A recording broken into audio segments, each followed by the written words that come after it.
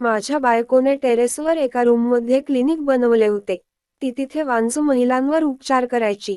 ती ज्या पण वांझ महिलांवर उपचार करायची त्या बायका प्रेग्नंट व्हायच्या. मला तिने खाली असलेल्या काउंटरवर कामाला लावले होते. मला तिने सक्त ताकीद देऊन ठेवली होती की तुम्ही कधीही वर यायचे नाही. कारण वर महिलांवर उपचार होत होते. मी पण तिची ही गोष्ट मान्य केली होती. कारण या गोष्टीतून आम्हाला पैसा मिळत होता. परंतु मला आश्चर्य या गोष्टीचे वाटायचे. टेरेसवर बनवलेल्या क्लिनिकमध्ये फक्त त्याच महिला जाऊ शकत होत्या, ज्यांनी बुरखा घातलेला आहे. एक दिवस मला माझ्या बायकोवर संशय येऊ लागला, म्हणून मी देखील बुरखा घालून तिच्या क्लिनिकमध्ये गेलो तर समोरचे दृश्य पाहून माझ्या पायाखालची जमीनच सरकली. कारण माझी बायको तर महिलांसोबत. माझे नाव तेजस आहे. आमची आर्थिक परिस्थिती चांगली नसल्यामुळे आम्ही बरेच दिवस गरिबीत काढले. मी शिकलेलो असूनही मला नोकरी नव्हती. आणि माझ्या बायकोची फक्त 12वी झालेली होती. पण का कुणास ठाऊक, माझ्या बायकोने एक शक्कल लढवली आणि एक क्लिनिक सुरू केले. ती तिथे वांझ महिलांवर उपचार करायची. सुरुवातीला 1 वर्षात काहीच प्रतिसाद नव्हता. त्या 1 वर्षात तिच्याकडे फक्त 2च महिला आल्या. पण आश्चर्याची गोष्ट म्हणजे या दोन्ही महिला प्रेग्नंट राहिल्यानंतर हळूहळू तिच्या क्लिनिकची ख्याती दूरवर पसरली. आणि तिच्याकडे गर्दी होऊ लागली. माझी बायको दिवसभर टेरेसवर वांझ असलेल्या महिलांवर उपचार करायची. आणि मी खाली काउंटर सांभाळायचो. माझी बायको त्या बदल्यात मला चांगला पगार देखील देत होती. एक दिवस सकाळी सकाळी एक जोडपे आमच्या क्लिनिकमध्ये आले. मी फक्त त्या बाईलाच क्लिनिकमध्ये पाठवले. आणि तिच्या नवऱ्याला तेथेच असलेल्या सोफ्यावर बसवले. अर्धा तास होऊन गेला तरी त्याची बायको खाली आली नाही. त्यामुळे तिचा नवरा वर जाण्याचा हट्ट करू लागला. त्यावर मी त्याला म्हणालो, वर तुमच्या बायकोसोबत इतर काही महिला आहेत. त्यामुळे मी तुम्हाला वर सोडू शकत नाही. माझी बायको मला देखील कधी वर येऊ देत नाही. माझ्या या बोलण्यावर तो माणूस शांत बसला. थोडा वेळ झाला तर 2 महिला चेहऱ्यावर बुरखा घालून क्लिनिकमध्ये आल्या. आणि वर क्लिनिकमध्ये निघून गेल्या. 2 तासानंतर त्या माणसाची बायको खाली आली. मी एक नजर त्या बाईवर टाकली तर तिच्या हातात कुठलेही औषध नव्हते. पण तिच्या चेहऱ्यावर मात्र खूप आनंद होता. हे दोघे नवरा बायको निघून गेले. त्या 2 महिला देखील त्यांच्या मागोमाग निघून गेल्या.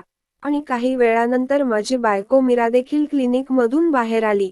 तिने चेहऱ्यावरचा मास्क काढला आणि हातात घातलेले हँडग्लोव्ज जवळच असलेल्या डस्टबिनमध्ये टाकून दिले. मी बारकाईने तिच्याकडे बघत होतो. ती खूप आनंदी दिसत होती.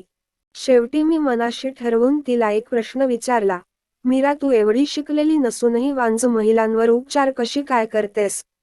त्यावर ती मला म्हणाली, माझ्यासाठी एवढेच पुरेसे आहे की मी कित्येक वांझ असलेल्या स्त्रियांचे संसार मोडण्यापासून वाचवले आहेत. आणि त्या बाईला आई होण्याचे सुख मिळवून देत आहे. तिच्या या बोलण्यावर मी शांत बसलो. माहित नाही ती माझ्यापासून कुठले रहस्य लपवत होती. शेवटी मी तिचा नवरा होतो.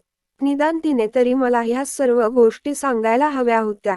सुरुवातीला तर मी तिच्या या कामाकडे अजिबात लक्ष देत नव्हतो. परंतु हळूहळू तिची प्रसिद्धी खूप दूरवर पसरली. सुरुवातीला तर फक्त 1-2 महिलाच उपचारासाठी तिच्याकडे यायच्या. परंतु आता दिवसातून तिच्याकडे 15 ते 20 महिला उपचार घेण्यासाठी येऊ लागल्या. सुरुवातीला तिला एकटीला हे सर्व सांभाळणे खूप अवघड झाले.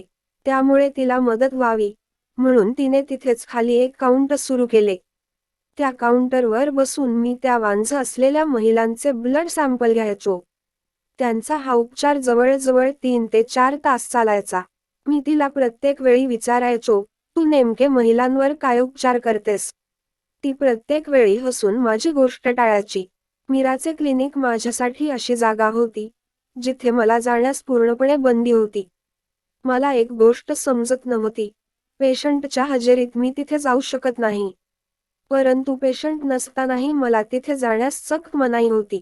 मी माझ्या बायकोला जास्त प्रश्न देखील विचारू शकत नव्हतो. कारण खूप वर्षापासून मी स्वतः बेरोजगार होतो आणि आता तिने कमावलेल्या पैशांवर माझे घर चालत होते. सुरुवातीला तर 2 वेळचे जेवण मिळणे सुद्धा मुश्किल होते. त्यात 2 मुलांची जबाबदारी डोक्यावर होती. मी बेरोजगार असल्यामुळे ती टोमणे द्यायची. बऱ्याच वेळा माझ्याशी भांडण करून ती तिच्या माहेरी देखील गेली होती. शेवटी तिने स्वतः काहीतरी करण्याचा निर्णय घेतला आणि ती माझ्याजवळ म्हणू लागली की, तेजस, मला टेरेसवर असलेल्या रूममध्ये एक क्लिनिक बनवायचे आहे. मी हसून तिला म्हणालो, तुझी फक्त 12वी झाली आहे. मग तू क्लिनिक कसे काय चालू करू शकतेस? त्यावर ती म्हणाली, तू काळजी करू नको. बेरोजगार असलेल्या नवऱ्यांच्या बायका काही ना काही उपाय शोधतात. मी तोंड वाकडं करतच तिथून निघून गेलो. शेवटी तिने कोणाचीही मदत न घेता टेरेसवर असलेल्या मोठ्या रूमचे क्लिनिकमध्ये रूपांतर केले. ती मला म्हणाली होती की, मी वांझ असलेल्या महिलांवर उपचार करणार आहे. सुरुवातीला तर मी तिची खिल्ली उडवली, परंतु ती आपल्या शब्दाची पक्की निघाली. तिने आपल्या मेहनतीच्या बळावर एवढे मोठे साम्राज्य उभे केले होते. मी मात्र नेहमी ती काय उपचार करते ते शोधण्याच्या प्रयत्नात असायचो. परंतु नंतर मी हा विचार करायचो की, शेवटी ती जे काही करते त्यातून आपलं घर चालतं. माझ्या आई वडिलांना जाऊन बरीच वर्षे झाली होती. माझ्या छोट्या बहिणीचे नाव तन्वी होते. परंतु तिच्या लग्नाला 10 वर्षे होऊनही तिला मुलबाळ नव्हते. त्यामुळे तिचा नवरा तिला नेहमी सासूरवास करायचा आणि तिला दुसरे लग्न करणार आहे अशी नेहमी धमकी द्यायचा. एवढ्या 10 वर्षात तिला मुलबाळ न झाल्यामुळे तिच्यावर वांझपणाचा कलंक लागला होता. मी माझ्या बहिणीबद्दल मीराजवळ बोललो होतो, पण तिने काही प्रतिसाद दिला नाही. त्याला कारण देखील तसेच होते. तन्वी जोपर्यंत लग्न होऊन या घरातून गेली नव्हती, तेव्हा तिला आपल्या बहिणीचा खूप तिरस्कार होता. नणंद या नात्याने तिने मीरावर खूप अत्याचार केले होते. मी देखील तन्वीच्या बोलण्यात येऊन बराच वेळा मीरावर हात उचलला होता. या सर्व गोष्टी मीराने चांगल्याच लक्षात ठेवल्या होत्या. त्यामुळेच कदाचित माझ्या बहिणीवर मीरा उपचार करायला अजिबात तयार नव्हती.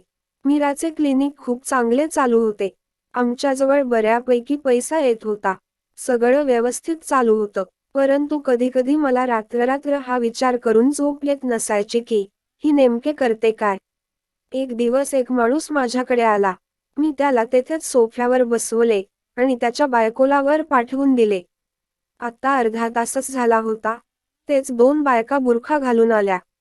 मी त्या 2 बायकांना देखील क्लिनिकमध्ये पाठवून दिले. या 2 बायकांचा प्रॉब्लेम अजूनही मीराने का सोडवला नव्हता, हेच मला कळत नव्हते. कारण त्या 2 बुरखा घातलेल्या बायका रोजच क्लिनिकमध्ये येत होत्या. 3-4 तासांनंतर ती पेशंट असलेली बाई खाली आली आणि तिच्या मागोमाग या बुरखा घातलेल्या महिला देखील खाली आल्या. बुरखा घातलेल्या महिला घाईघाईतच निघण्याच्या तयारीत होत्या. अचानक माझी नजर त्यातल्या एका बाईच्या चप्पलवर गेली. तिने माणसाची चप्पल घातलेली होती. मला तिच्यावर संशय येऊ लागला म्हणून मी तिला थांबवत म्हणालो, तुम्ही खूप दिवसापासून इथे येता. अजून तुमचा प्रॉब्लेम सोडवला गेला नाही का? त्यावर त्यातली एक बाई म्हणाली, आम्ही इथे महिलांवर उपचार करायला येतो. आता मला सर्व गोष्ट लक्षात आली होती. म्हणजे वांझ महिलांवर या 2 बायका उपचार करत होत्या आणि माझी बायको मीरा स्वतः त्यांचे श्रेय घेत होती. परंतु मला ह्या सर्व गोष्टींशी काही देणं घेणं नव्हतं. मी काउंटरवर उभा राहून माझे काम करत होतो. तेवढ्यात माझी बहीण तन्वीचा मला फोन आला. ती रडतच म्हणू लागली, दादा काही पण कर, पण वहिनीला माझ्यावर उपचार करण्यासाठी तयार कर. कारण आता माझा नवरा मला घटस्फोट देणार आहे. मी तिला खूप समजावून फोन बंद केला आणि या गोष्टीबाबत बोलण्यासाठी मी वरती क्लिनिकमध्ये गेलो. सर्व महिला गेल्यावर मी दरवाजा उघडून आत गेलो, तर मला बघून मीरा मोठ्याने ओरडली आणि तिने मला दरवाजाच्या बाहेर ढकलून दिले. मला माझ्या बायकोचे हे वागणे जरा विचित्र वाटले, परंतु मी दुर्लक्ष केले. मी तिला माझ्या बहिणीच्या उपचाराबद्दल बोललो तर ती म्हणाली, तुमच्या बहिणीवर मी उपचार करू शकत नाही. तिला सांगा की तिने एखादं चांगलं हॉस्पिटल बघून तिथे उपचार घ्यावेत. त्यावर मी तिला म्हणालो, तू ही गोष्ट बाकीच्या महिलांना देखील म्हणू शकतेस की, तुम्ही बाहेर हॉस्पिटलमध्ये उपचार घ्या. मग तू माझ्या बहिणीलाच का हॉस्पिटलमध्ये उपचार घ्यायला सांगत आहेस? त्यावर माझी बायको मला म्हणाली, असं काही नाही. परंतु मी तन्वीवर उपचार करू शकत नाही. मी याच गोष्टीमुळे मीरासोबत बोलणे देखील सोडले होते. परंतु तिला ह्या गोष्टीचा काहीच फरक पडला नाही. शेवटी आता ती पैसे कमवायला लागली होती. त्यामुळेच तिच्या मनात माझ्याबद्दल काहीच किंमत नव्हती. काही दिवस गेले आणि तन्वी आमच्या घरी रडतच आली आणि म्हणाली, दादा काही पण कर, पण वहिनीला माझ्यावर उपचार करायला सांग. आज माझ्या नवऱ्याने वांझपणाचा कलंक लावून मला घरातून हाकलून दिले आहे आणि लवकरच तो मला घटस्फोट पण देणार आहे. तन्वीचं हे सर्व बोलणं माझी बायको देखील ऐकत होती, परंतु तिचे हृदय दगडाचे झाले होते. मी मीराला म्हणालो, तन्वी, लग्नापूर्वी तुझ्यासोबत जे काही वागली आहे त्याबद्दल मी तुझी माफी मागतो, परंतु तिचा संसार मोडण्यापासून तूच तिला वाचवू शकतेस. त्यावर मीरा म्हणाली, तिचा नवरा घटस्फोट देत असेल तर देऊ दे. आपण तन्वीचे दुसरे लग्न लावून देऊ, परंतु मी तिच्यावर उपचार करू शकत नाही. त्यावर मी आश्चर्याने तिच्याकडे बघत म्हणालो, तुला तिच्या उपचारापेक्षा तिने घटस्फोट घ्यावा असं वाटतं? त्यावर मीरा म्हणाली, हा माझा नाईलाज आहे. मी आपल्या घरातील कोणत्याही स्त्रीवर हा उपचार करू शकत नाही. मला मीराच्या या बोलण्याचे आश्चर्य वाटले, परंतु मी शांत बसलो. काही दिवसांनंतर तन्वी घटस्फोट घेऊन आमच्या घरी आली होती. मला मीराचा खूप राग येत होता. मला देखील ही गोष्ट जाणून घ्यायची होती की शेवटी मीराने तन्वीवर उपचार का केले नव्हते. तन्वी आता तिच्या बहिणीचा अजूनच तिरस्कार करू लागली होती. ती प्रत्येक वेळी मीरावर नजर ठेवत होती. एक दिवस तन्वी मला म्हणाली, वहिनीने माझ्यावर उपचार का केला नाही? त्यावर मी म्हणालो, ही गोष्ट मला देखील जाणून घ्यायची आहे, परंतु मला काही मार्ग सापडत नाही. त्यावर तन्वी म्हणाली, नक्कीच काहीतरी शिजत आहे. तिच्या मनात काहीतरी काळ आहे. तिने म्हणूनच माझ्यावर उपचार केला नाही. खरं तर ती लोकांवर उपचार करते पण तुला काही सांगत नाही. ती तुला धोका देत आहे. पण तुझ्या डोळ्यांवर पैशांची पट्टी बांधली आहे. काय तू त्या बुरखा घातलेल्या बायकांना ओळखलं नाही का? खरं तर त्या बायका नसून पुरुष आहेत. जेव्हा पण कधी एखादी बाई तुमच्याकडे उपचार घ्यायला येते, तू काउंटरवर बसून तिचा ब्लड ग्रुप घेण्यास व्यस्त असतोस, तेव्हा दोन बुरखा घातलेल्या बायका येतात. खरं तर त्या बायका नसून पुरुष आहेत आणि नंतर त्या रूममध्ये निघून जातात. नक्कीच तुझी बायको काहीतरी मोठा खेळ खेळत आहे. तन्वीने त्याच गोष्टी मला सांगितल्या होत्या ज्या गोष्टींवर मला पहिल्यापासून संशय होता. तेव्हा मी माझ्या बहिणीला म्हणालो की उद्या जर एखादी महिला उपचारासाठी आली तर आपण बुरखा घालून क्लिनिकमध्ये जायचं. दुसऱ्या दिवशी सकाळी मी काउंटर बसलेलो होतो. तेवढ्यात एक महिला तिच्या नवऱ्यासोबत उपचारासाठी आली. मी तिच्या नवऱ्याला सोफ्यावर बसवलं आणि तिला क्लिनिकमध्ये पाठवून दिलं. मी पटकन घरी जाऊन तन्वीला इशारा केला आणि आम्ही दोघेही बुरखा घालून क्लिनिकमध्ये दाखल झालो. मीराचं क्लिनिक खूप सुंदर आणि मोठं होतं. उपचारासाठी आलेली महिला शांतपणे बसलेली होती. आम्ही दोघे आत जाताच मीराला वाटलं की आम्ही त्या उपचार करणाऱ्या महिलांच आहोत. ती आम्हाला म्हणाली, बरे झाले तुम्ही लवकर आलात. या महिलेची फाईल घ्या आणि तिचं नाव लिहून घ्या. तिचा ब्लड ग्रुप A+ आहे आणि तिच्या ताब्यात देखील A+ असणारे बाळ द्या. हे ऐकून मी आणि माझ्या बहिणीने सोबतच यावरचा बुरखा बाजूला केला. आम्हाला बघून मीरा मात्र दचकली. मी रागातच मीराला म्हणालो, आता तर तुला सांगावंच लागेल, तू महिलांवर कसे काय उपचार करते. त्यावर मीरा सांगू लागली, तू तर बेरोजगार होतास. गरिबीने खूप हाल केले होते. मला माझ्या एका मैत्रिणीने वांझ महिलांवर उपचार करण्याचा सल्ला दिला. माझी मैत्रीण एक NGO चालवत होती. ती अशा अनाथ बालकांना ठेवत होती, ज्यांच्या आई वडिलांनी त्यांना लहानपणीच कचऱ्याच्या ढिगाऱ्यात टाकून दिले होते. किंवा ज्या कुमारिका प्रेग्नेंट झालेल्या, त्या देखील आपले बाळ माझ्या मैत्रिणीचा ऑफिसमध्ये सोडून जात. अशा अनेक निराधार बाळांना ती आपल्या ऑफिसमध्ये ठेवून घेत होती.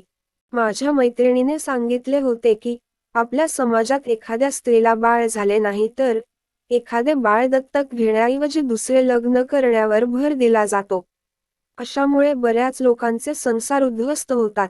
माझ्या मैत्रिणीने तिचे 2 सहकारी या कामासाठी नेमले आहेत. ते मला या कामात मदत करतात. जेव्हा पण कधी एखादी महिला माझ्याकडे उपचार करण्यासाठी येते, तेव्हा मी तिला स्पष्टपणे सांगते की मला कुठलाही प्रकारचा उपचार करता येत नाही. परंतु तुम्हाला बाळ मिळेल. मी त्या महिलांच्या नवऱ्याचा ब्लड ग्रुप घेते आणि त्याच ब्लड ग्रुपचे बाळ 9 महिन्यानंतर त्या महिलेच्या हातात देते. मी तन्वीचा उपचार यासाठीच करत नव्हते, कारण मला भीती होती की माझं सर्व रहस्य तिला माहीत होईल.